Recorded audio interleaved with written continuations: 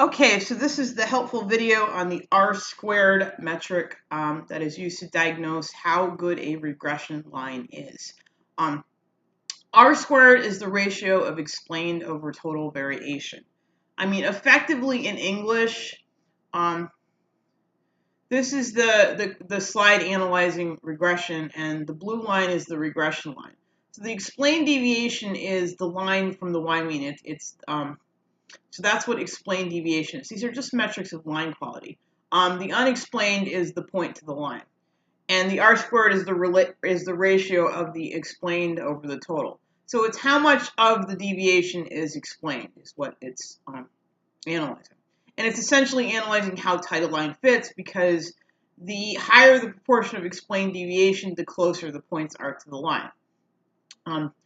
Because if I move this point closer, look at it this way: if I move this xy point closer to the line, then the unexplained deviation will be smaller, and that would result in an increased proportion of explained deviation. So it's kind of a tricky relationship at first, but it's fairly simple once you grasp it. This thing is technically called the coefficient of determination. No one calls it that. It's always called R-squared. The vast majority of statistics professors wouldn't even know what you're talking about when you say coefficient of determination. If you say R-squared, everyone knows what R-squared is. So technically it's the coefficient of determination. Reality, it's R-squared. So I made this little toy data set right here, and I'll post this. And this is literally just to illustrate the R-squared. It's not real data. I just completely made it up. But what I did is I made 3 pairs of XY. So I made XY1, XY2, XY3. And I'm going to do 3 regressions and 3 R-squared ones. They're all the same X's, which is just the numbers 1 to 10. This actually should be, these should be scale. I need to just change my data types when I enter those. So I'm going to do regressions X1 or XY1, XY2, XY3. Let's first do a scatter plot and show you, look at the data. It's good practice to always look at your data. You should catch me too when I don't do that. Let's do the fancy one. The chart builder.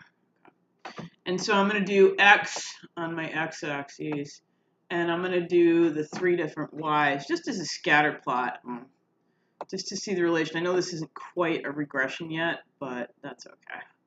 Actually, we can put the lines in. I don't know if I can do this. Ooh.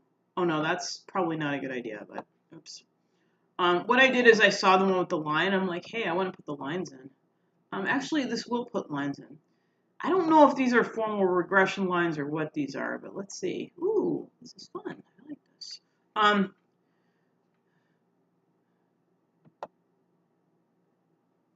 Oh, no, that's not what I wanted.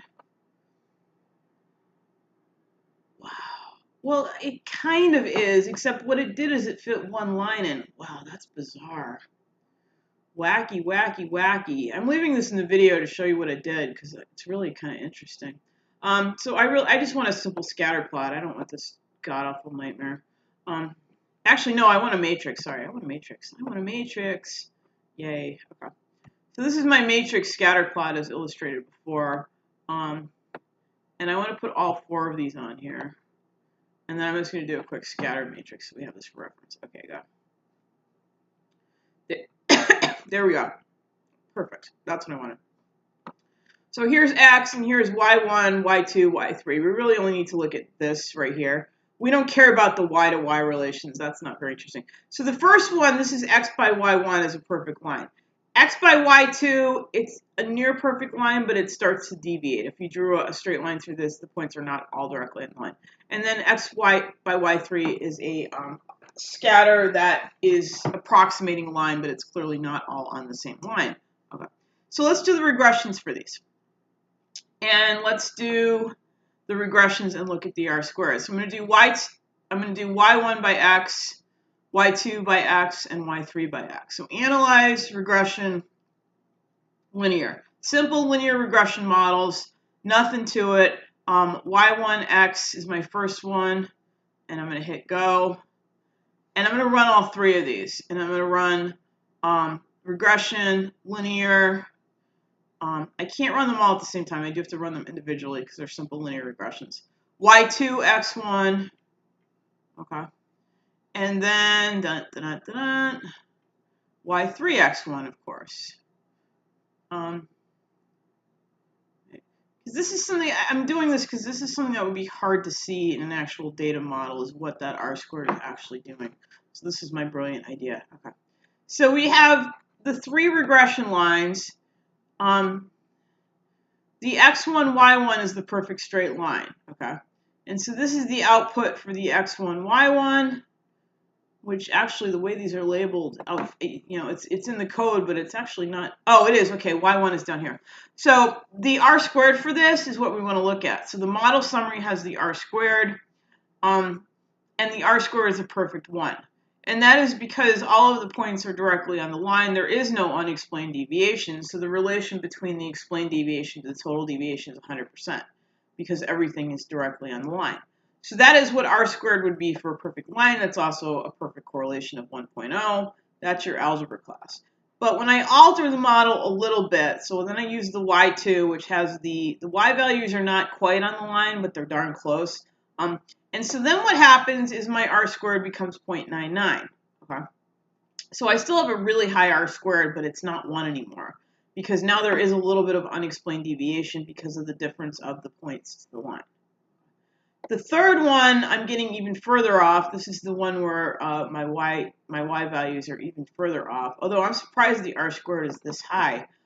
So the r squared is still, 0.989. So it's still a very high r squared, but clearly it's no longer 1.0. Let's try something else for fun. I'm going to make a y4 because I can. And I'm going to make something that's just, way further out. Let's make a y4.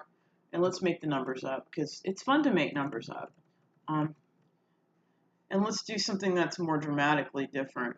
So the y4, let's make this 2, 3.2. I'm just kind of making these numbers up. 3.8, 4.6 maybe, 4.7. I don't know. This is a complete fiction. Don't do this in practice. Just do this if you're the stats professor. You can. Right. 7, maybe 9.2, and 10.3. Okay, so now I have a y4, which is way off from the other. I wanted to create more variability. So let's look at a scatter plot of this. I only need this one. So let's look at this. Let's look at a scatter diagram, simple scatter, and then we have y4 and x, and hit go. So this case, you're clearly going to have a linear pattern, but you clearly also have, enough deviation that the r squared is going to be a little bit smaller than the others. Okay. So let's run the r squared on this. We're going to go analyze, regression, linear, y4, and oops, dropped it somehow, and then hit go. And then we have an r squared of 0.935. Now that's still a really, really high value. Just for kicks and giggles, let's do this again. Let's do something even wackier off. So let's do a y5. And let's just make random numbers up for the most part. I'm not good at, even, it's not that easy to make random numbers, by the way. Seems like an easy thing to do. It's not. And I could actually run a chi-square analysis and determine whether or not your numbers are off. So now I'm just going to get weird and I'm just going to do anything I want, which clearly is not what you should ever do in a stats project. But, So, I mean, I'm literally just making up wacky numbers, which clearly, have no relation. And let's look at the graph of this, which is going to be ridiculous. So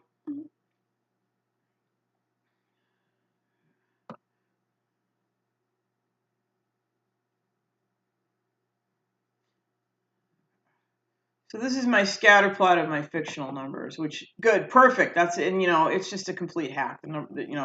There's barely any kind of linear pattern here. So let's go under analyze and get the r squared, and regression, linear, this, y5, hit go, And then the R squared is now a pathetic 0.145, okay? So, the R squared values, they're not perfect, and you'll find a lot of critics of R squared as model quality. But the R squared is essentially measuring how close the points are to the line, which essentially is how good a line model you have, and it's a metric of how good your model is.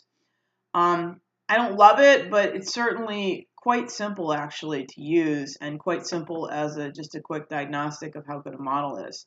So, I think this example, because it's really hard to see the effect of different R squared with like real data, because you get an R squared and you can't really compare it.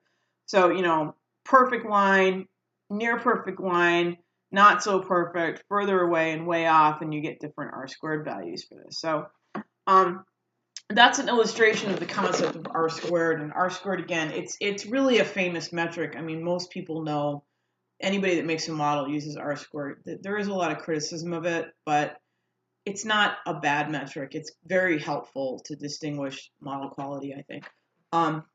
Yeah, okay.